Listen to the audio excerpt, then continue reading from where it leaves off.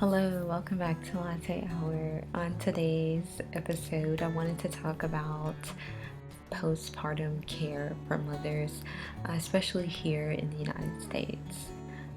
So, I guess a little bit of the backstory on what led me to this topic today. And something that I've always been passionate about is I keep hearing and seeing examples on social media of women that are working up until the day that they give birth, especially doctors and nurses is mainly what I see on social media. That might have to do with what I like to look at on my feed, looking at different medical channels. But nonetheless, I do keep seeing these examples, and um, even though we can praise that mama for working up to that point, I think the better question is, um, should she have to, or why? I think we live in a society where work is overvalued, even to the point where other workers worry about the workers with kids and the workers without kids.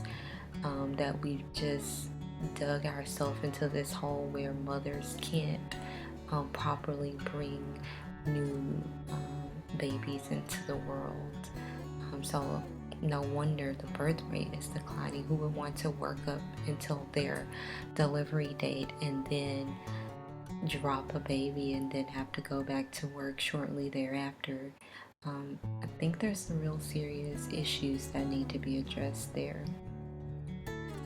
And so that takes me to another story that I saw recently, where there was a mom who had had a baby 2 weeks prior to her passing away, and they don't know exactly when she passed away. There was a 5-day period in which she could have passed away, but her next door neighbor had noticed that she didn't come out of the house. I think this was in Arizona.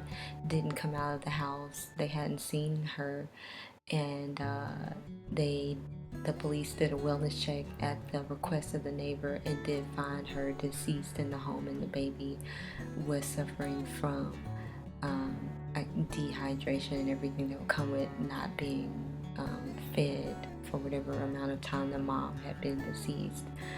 And it seemed like she lived alone with the new baby, and so that goes into the aftercare part. Mothers in the United States don't have a really good support system, a lot of them, and so if you do, you're really, really lucky. And it makes me think of other and before I move on, God rest that woman's soul, and so happy they were able to rescue that child.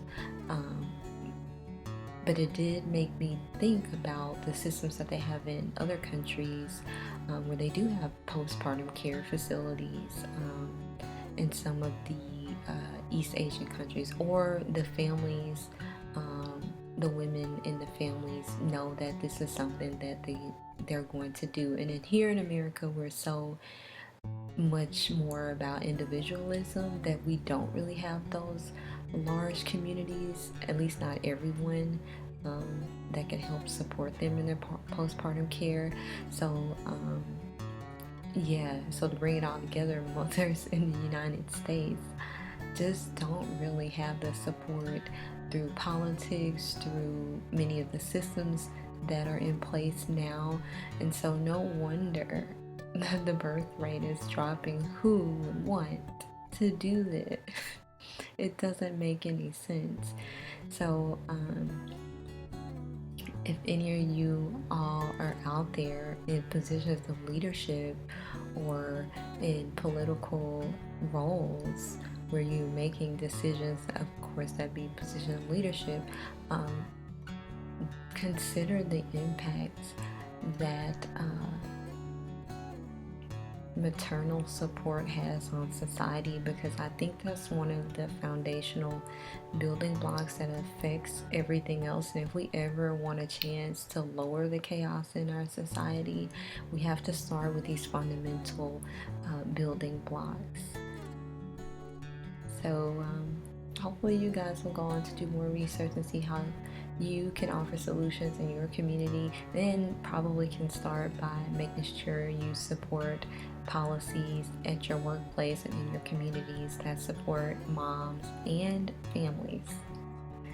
So thank you all so much for tuning into this episode of Latte Hour today. Oh, and before I go, I wanted to say um, I had been going to my normal coffee place and it just was not tasting good. So I did find another coffee place and had I guess a cinnamon crumble cake, or coffee cake is really what some people call it. That was like the best latte and coffee cake. So I don't really mention names, but yeah, love my new coffee spot.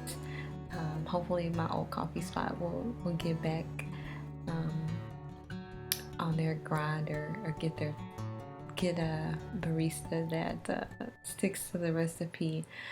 But until then, I'll be hitting the new coffee spot. So I hope everyone is enjoying a really good latte or whatever drink that keeps you cool in this extremely hot and dangerous weather. Until next time, bye now.